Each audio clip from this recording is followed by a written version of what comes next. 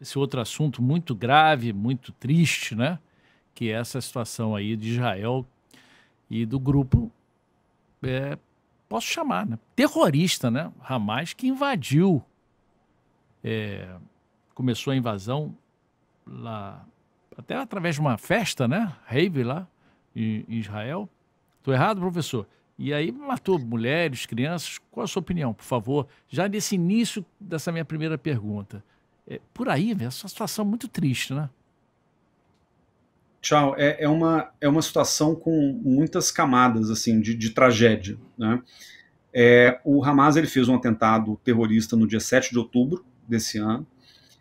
Na verdade, a rave, eles encontraram essa rave, eles não sabiam que estava rolando uma Ah, rave, eles furaram a fronteira, tem uma cerca que divide Gaza do território de Israel, e eles passaram por essa cerca, perfeito. inclusive alguns passaram por paragliders, né? Eles foram por ar. Tem tipo um lançador de pessoas fazendo aquele sobrevoo. Esqueci o nome disso. Eu sei, por O cima. Um nome, parapente, né? Como se fosse um. é como se fosse um parapente, mas É, tem um nome técnico que eles usam lá. Mas é, basicamente, eles foram é, alguns por terra e alguns vieram pelo ar. E aí eles, muito perto da fronteira com Gaza, tinha uma festa e o pessoal do Hamas entrou nessa festa e atirou e matou indiscriminadamente um monte de jovens, a maioria jovens estavam ali, foram chegando a casas em cidades próximas, matando crianças, mulheres, idosos. Então, assim, foi um massacre como nunca visto na história de Israel. Os judeus, o povo judeu, já viveu essa história dramática no Holocausto. Inclusive, coisas que a gente ouviu desde o dia 7 de outubro é que, para os judeus, em Israel e ao redor do mundo, a sensação era de como se eles estivessem revivendo o Holocausto tudo de novo, porque foram 1.400 mortos, foi o maior número de judeus mortos num só dia, desde a criação do Estado de Israel. Isso gerou uma sensação de insegurança tremenda por parte dos judeus, porque dos israelenses, né, que moram ali, porque é uma terra muito pequena, né? A gente falou que Essequibo é pequenininho da Venezuela, mas Israel é do tamanho do estado do Sergipe. É um país que você consegue. Eu já fui a Israel várias vezes, passei um bom tempo lá. É um país que você consegue de norte a sul em poucas horas. Então, qualquer coisa que aconteça, mesmo que você fale no sul de Israel, é, é do lado do norte de Israel. Então é tudo muito pequeno, é uma população de, sei lá, 9, 10 milhões de habitantes. Então todo mundo que mora em Israel conheceu alguém, ou era amigo próximo, ou era familiar de alguém que morreu ou foi sequestrado pelo Hamas. Então tudo isso é uma coisa que gera um impacto social que a gente não tem nem como medir. Né? emocional, Aqui né? Emocional, né? emocional, o impacto é um trauma psicológico de grande proporção. Agora, é importante também falar do lado dos palestinos, o que eles estão Do outro passando lado. nessa É. história toda. Porque, veja, eu não acho, eu pessoalmente, como cidadão, como ser humano, eu não acho que nenhum atentado terrorista se justifique. Então eu tenho um repúdio assim mais do que absoluto pelo que o Hamas fez, e o que o Hamas fez assim não tem nenhum tipo de justificativa moral. Os palestinos, eles vivem numa situação, tanto na faixa de Gaza quanto do outro lado na Cisjordânia, que é de também terror permanente. Porque os palestinos eles não têm um Estado para chamar de seu. Israel tem, né? Israel já é um Estado há 70 e tantos anos. Os palestinos estão nessa batalha por um Estado há muitas décadas e não conseguem esse Estado. Você vai se lembrar, né? Enquanto estava lá rolando a Copa de 94 que a gente comentou no começo, É. estava lá o Bill Clinton, o Yasser Arafat, representante da Palestina, e o Yitzhak Rabin, representante de Israel, dando-se as mãos e celebrando aquele que ficou conhecido como Acordo de Oslo, que foi justamente o momento mais perto que a gente chegou De paz. nos últimos de paz, de criar um Estado palestino de fato. É. E aí, por mil razões, por mil idas e vindas, esse acordo não deu certo. E o resultado é que os palestinos seguem sem Estado, e na Cisjordânia, que é a região onde tem a capital, que é Ramala, onde fica Jerusalém, naquela região os palestinos vivem basicamente sob ocupação militar, E em Gaza, mesmo que não tenha militares israelenses dentro da faixa de Gaza, o acesso é bloqueado por terra. Então Gaza é uma tripinha de território. Só para você ter uma ideia, tchau, é 30... Não, mentira, é 40 quilômetros por 9 quilômetros, o que está mais ou menos o tamanho do plano piloto de Brasília. Né? É bem menor do que a cidade de São Paulo. Então, a gente está falando de um pedacinho de terra, que é a faixa de Gaza, que está bloqueada por terra, por ar e por mar. Gaza tem uma costa, um litoral, que está bloqueado também. Então, os palestinos vivem numa panela de pressão política há muitas e muitas décadas. Então, a radicalização é uma coisa que, mesmo que você não deseje, ela vai acontecer num lugar onde as pessoas estão sendo massacradas dia após dia. Porque é isso, ninguém tem paz ali. E claro, em Israel, ainda que você tenha uma prosperidade, é um país desenvolvido, é um país em que as pessoas têm um nível de vida muito bom, eles também vivem com medo. Então é como se o medo tomasse todo mundo naquela região e a radicalização fosse quase que a consequência natural desse processo. E aí o Hamas é fruto disso. Nasceu aí. Nasceu aí, né? Mas o Hamas nasce dessa revolta desde a década de 80, o Hamas nasceu em 87, nasce dessa revolta com a incapacidade dos próprios palestinos, das lideranças palestinas não religiosas, de darem uma solução, e uma revolta contra Israel porque mantém a ocupação. Então, tudo ali contribui para um clima de mais total desespero, de um lado e do outro. E aqui eu não quero tomar lado, eu não acho que seja o caso. Repudio o que o Hamas fez, mas fico também muito preocupado, e aí acho que esse é um ponto importante. A gente está no dia 6 de dezembro. Os atentados começaram no dia 7 de outubro, ou seja, vão fazer 2 meses. Israel, e aí os números são muito difíceis da gente aferir com precisão, mas a gente já está falando de mais de 10 mil palestinos mortos em bombardeios na faixa de Gaza sucessivos, dia após dia. Tentaram agora uma trégua, que iam falar em cessar-fogo, mas não pode falar em cessar-fogo porque a palavra é pesada. Então, uma trégua, uma pausa humanitária para poder devolver alguns reféns que o Hamas sequestrou, em troca de alguns prisioneiros que Israel tinha prendido, alguns arbitrariamente, que agora devolveram para o Hamas. Então, é uma situação que parece não ter fim. Eles pausaram o conflito por um tempo para fazer essas trocas de refém e agora já voltaram a brigar de novo. O contra-ataque logo depois dessa primeira invasão do primeiro-ministro, né, que ele ordenou, foi muito forte, né? Eles ficaram revoltados. Muito. Agora, eu entendo, a sociedade israelense, tchau, está completamente paralisada e com sede de vingança. Alguns, inclusive, avaliaram, logo depois que os atentados do Hamas ocorreram, que o Hamas ele fez um ataque suicida. Porque depois do dia 7 de outubro, para Israel, do ponto de vista de Israel, não existe outra coisa a se fazer senão eliminar, extirpar, destruir completamente o Hamas. Essas palavras foram ditas várias vezes pelas autoridades de Israel. A gente não tem como vencer esse conflito se a gente não acabar completamente com o Hamas. Qual que é o problema? O problema é que você está falando de uma faixa pequenininha de terra, Gaza, com 2 milhões de habitantes. Dizem que 40 mil são filiados ao Hamas. O problema é que terrorista... o Hamas é mais do que um grupo terrorista, porque o Hamas faz terrorismo, mas o Hamas também é governo. O Hamas é um partido político que governa Gaza. Então, como é muito difícil você separar quem é militante do Hamas e quem é povo que mora ali, que tem, tem escola, hospital, casa, como não dá para você separar qualquer ataque de Israel, e de novo, eu entendo o que Israel pensou, que não tem como não destruir, mas a pergunta é, como é que você destrói um grupo que está imiscuído com a população civil e que não tem como separar? E aí... Tudo misturado. Sabe?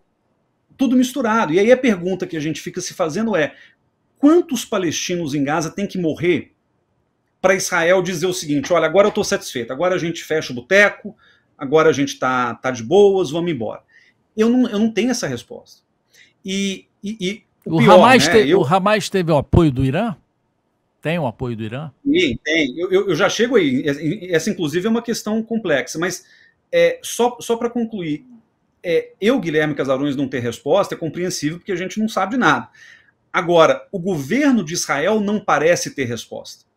Ou seja, nem mesmo para Israel está claro o quão longe eles têm que ir para dar por encerrada essa fase do conflito. E veja que tem um agravante aí. A gente falou tanto da Venezuela e a questão das eleições do ano que vem, que o Maduro precisa ali fazer guerra para manter o povo mobilizado. Benjamin Netanyahu, que é o primeiro-ministro de Israel, ele está no poder há 15 anos. Na verdade, ele já foi primeiro-ministro nos anos 90, inclusive foi um dos responsáveis por abortar o acordo de Oslo, aquele acordo que eu falei que poderia ter sido muito perto da paz, e agora ele já está quase que ininterruptamente desde 2009. Este cara está com os dias contados em Israel. E a única coisa que ainda o mantém no poder é a guerra, é o medo, é a mobilização da população de Israel para garantir que o Hamas seja destruído. Então, veja, é o caso do Putin que a gente também comentou, quando um líder precisa fazer guerra para se manter no poder, aí, meu amigo, você pode ter certeza que ele vai fazer de tudo para manter a guerra continuando, manter a guerra acontecendo, mesmo que isso envolva sofrimento, tristeza, massacre e morte de gente inocente, que nada tem a ver com isso e que se vê no meio de uma disputa política. Agora, o Irã, essa é uma boa questão. A geopolítica do Oriente Médio é muito complicada. A gente costumava brincar, tchau, você vai se lembrar muito bem disso, cobriu muita coisa na vida, o barril de pólvora do mundo, não é verdade? Exato. A gente sempre preferia o Oriente Médio, né?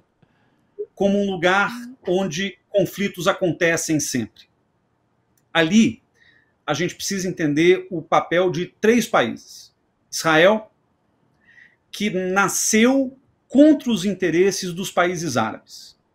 Quando Israel nasceu em 1947, os árabes ficaram revoltados, inclusive houve várias guerras dos árabes com Israel, que Israel ganhou sempre.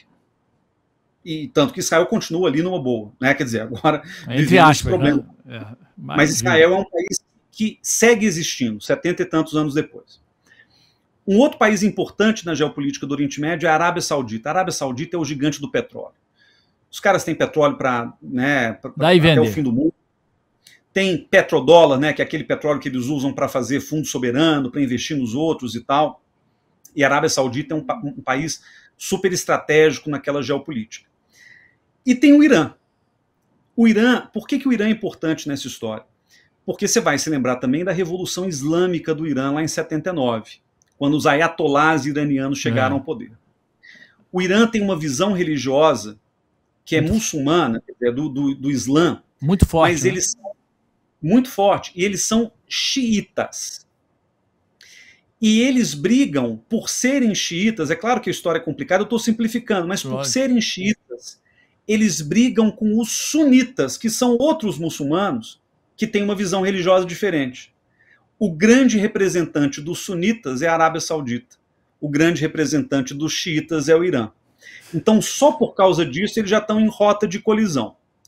Pois bem, o que o Irã faz? O Irã é um país que vem sofrendo sanções há muitos anos também, é um país que tem uma economia combalida, um país problemático e tal, e que os ditadores iranianos também têm que se segurar no poder de vários jeitos, inclusive, né, com essa projeção geopolítica que eles têm. O que o Irã fez? Há mais ou menos uns 20 anos, eles vêm se aproximando de todos os grupos xiitas do Oriente Médio, criando uma aliança grande. Então o Irã é aliado do Iraque, que é um país de maioria xiita. Eles são aliados da Síria, do governo sírio, do Bashar al-Assad, que é xiita. Esse da Síria aí, ele já não está tão combalido, não está? Essa ele guerra tá mal ali, não está não? Mas depois de... A guerra começou em 2011, quer dizer, depois de 12 anos de guerra, continua. O cara está lá, forte, e ter tomado o país de volta é porque ele tem algum poder ali. Então, o Irã é aliado da Síria, que é fraca, mas está lá. Do Iraque, que é fraco, mas também está lá. O Irã é aliado do Hezbollah, que é um grupo terrorista que está ali no sul do Líbano. E o Irã é aliado do Hamas. O Hamas não é xiita, mas o Hamas é aliado mesmo assim. E o Afeganistão? O Afeganistão não está no Oriente Médio, está já lá para o lado da Índia, já, do lado do Paquistão, do outro lado. Mas o Afeganistão tem relação, né, muita, mas a questão é mais para o lado de cá do Oriente Médio. Então você tem o Irã fazendo aliança com um monte de países, criando, portanto, uma força, uma aliança ali de países ou de grupos xiitas ou aliados ao xiismo. E essa projeção do Irã ameaça tanto a Arábia Saudita, que é do lado oposto da religião, eles são sunitas, radicais também, como ameaça Israel. Porque Israel não é xiita nem sunita, Israel é judaico. E aí tem uma outra briga religiosa, né, que também é importante ali. E o que aconteceu recentemente? Que foi, inclusive, uma das razões pela qual essa guerra começou. A Arábia Saudita e Israel sempre brigaram, nunca se deram bem. Mas faz alguns anos que eles vêm mantendo relações comerciais, de defesa, eles não se reconhecem, mas eles têm mantido relações. O Trump, em 2020, começou a costurar um grande reconhecimento de países árabes com relação a Israel, chamados Acordos de Abraão. Então o Trump conseguiu que o Marrocos, fica lá no norte da África, reconhecesse Israel. O Trump conseguiu que o Bahrein reconhecesse Israel. O Trump conseguiu que os Emirados Árabes, todos aliados da Arábia Saudita, reconhecessem Israel. Só faltava a Arábia Saudita. E o Biden, recentemente, fez um esforço para garantir que a Arábia Saudita e Israel se aproximassem oficialmente também. Agora veja, se eu disse para vocês que a geopolítica do Oriente Médio tem Israel, Arábia Saudita e Irã, e os três historicamente ficavam brigando entre si, se dois deles, Israel e Arábia Saudita, se aproximam, quem é que fica sobrando nessa história? O Irã. E o Irã, ele que tem relações com Hamas, a gente ainda não sabe se o Irã sabia exatamente que o Hamas estava planejando aquele atentado. Ou se era segredo, né? Ou se era um segredo guardado às sete chaves, né? Porque o Hamas também estava planejando isso há algum tempo. O Irã sabia. Uma pergunta, por que Israel, né, que tem uma força, né, assim, secreta, né, a melhor inteligência do mundo, não conseguiu identificar isso, né? Isso que foi... Muita gente falou sobre isso, né? Concorda, professor? Olha, saiu uma matéria do New York Times recente dizendo que eles têm documentos mostrando que o Benjamin Netanyahu sabia que isso podia acontecer. E não evitou. E por que não evitou? Por causa da guerra. Queria guerra. Porque a sobrevivência dele depende de um conflito. E ali o conflito caiu no colo dele. E então veja que é uma situação super complicada, porque você tem o Irã de um lado tentando voltar ao equilíbrio geopolítico de antes, porque não quer que Israel e a Arábia Saudita se aproximem. Então esse era o motivo para a guerra começar. O Hamas, do outro lado, se abastecendo nessa radicalização do povo palestino que está há 70 anos sendo ocupado por Israel e por outros. Então esse é o outro problema. E o Netanyahu, que é um cara esperto, um sujeito... eu costumo brincar que o Netanyahu ele é uma mistura do Lula com o Bolsonaro. As ideias são parecidas com as do Bolsonaro, mas o jeitão de fazer política é parecido com o do Lula, assim, de, sabe, conseguir negociar, conseguir se manter no poder, etc. Então, é um sujeito que tem essas características e que depende de uma guerra para continuar sobrevivendo politicamente no poder. Então, tudo isso é a receita perfeita, para uma guerra. Para uma guerra interminável. Por isso que o senhor acha que ele está para cair, que pode ser que essa matéria do New York Times e outras coisas, pode ser. Muito francamente, eu espero que ele caia. Eu tenho uma estima gigantesca por Israel, porque já conheço bem a região, tenho muito amigo lá e tal. E estudo isso, então é uma coisa que não só me toca pessoalmente, como também academicamente. Eu espero que ele caia. Eu espero que ele caia porque ele fez muito mal para Israel nesses últimos anos. Qual que é o meu medo? Meu medo, e você sabe disso melhor do que ninguém, a política é um negócio assim, né? Acho que foi Tinha um mineiro, não lembro se era o Magalhães Pinto, um desses mineiros antigos aí da política, que falava assim, a política é igual ao céu. Você olha, tá de um jeito. Você pisca o olho, você olha, tá de outro jeito, completamente diferente. Então a gente não sabe muito o que vai acontecer com a política de Israel. O meu medo é que sai Netanyahu, e em vez de vir um moderado, um cara que vai construir a paz, etc., mais radical ainda. Vem um pior. É isso, esse é o meu temor.